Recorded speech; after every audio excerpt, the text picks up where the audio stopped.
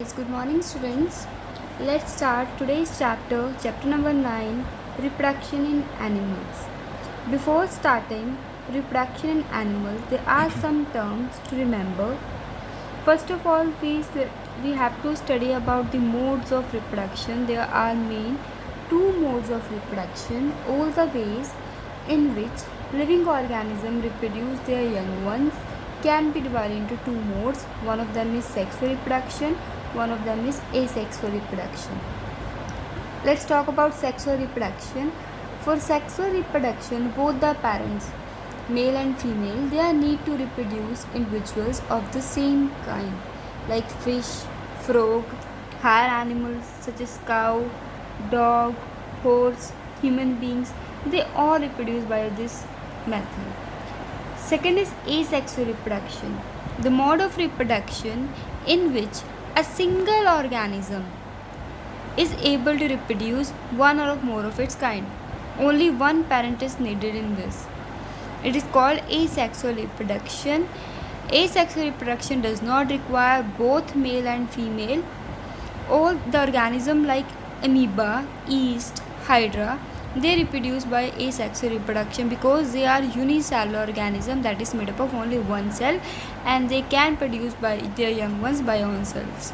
They doesn't need any partner. Sexual reproduction in animals.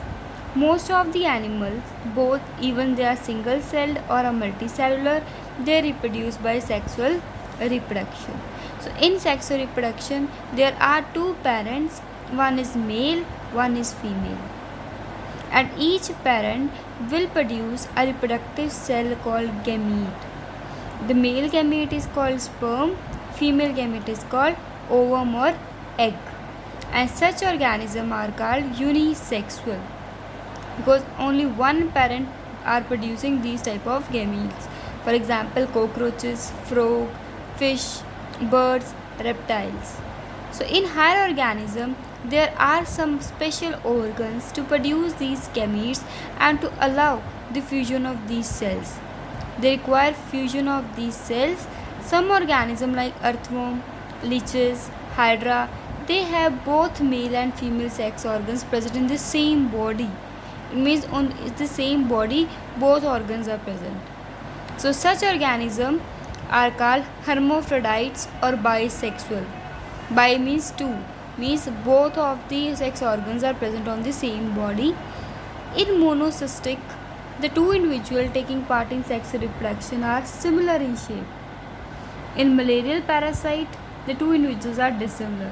These are the examples of similarities and dissimilarities. Next is fertilization. So when the sperm from a male partner and the ovum from a female partner fuses together, they will produce a new cell called zygote. And this process of fusion of the sperm and the ovum is called fertilization of the egg. It can be done in two different ways, external as well as internal. External fertilization, when the fusion of male gametes with the female gametes takes place outside the body of female partner, then the fertilization is called external, like frogs and fishes. The male and female partner release their gametes in the water and the fertilization takes place in the water. Internal fertilization is what? When the fusion of male and female gametes takes place inside the human body, like cats, dogs, human, cattle, hens, insects, birds. So the reproduction takes place through internal fertilization. Next is, here we have an example of fertilization. This is a sperm and this is ovum. When the sperm enters into ovum, the fertilization takes place. Now, sexual reproduction in humans.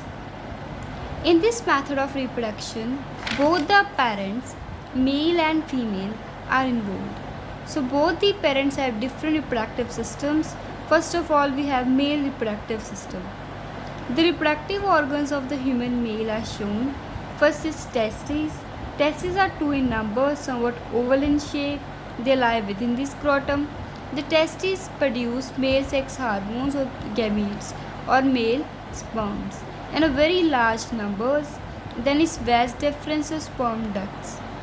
This duct starts from the testes and join the urethra. It carries the sperms to the urethra by the muscular attraction or action of the wall. The sperm is produced by testes and is transported to urethra by vas deferens. Next is urethra.